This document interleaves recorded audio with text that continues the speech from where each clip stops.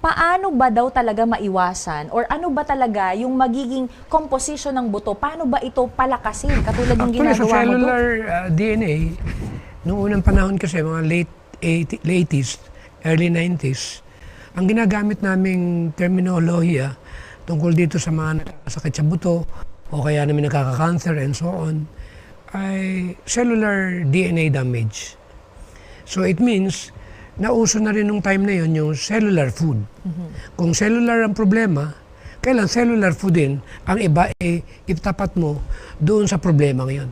Kaya kung titingnan natin itong mga cellular food nito, di ba, din-discuss natin yung pinakapundasyon o laman ng DNA minerals. At yung tinatawag na amino acid, which is the breakdown ng protein. So kung titingnan natin ang buto, parehas din pala.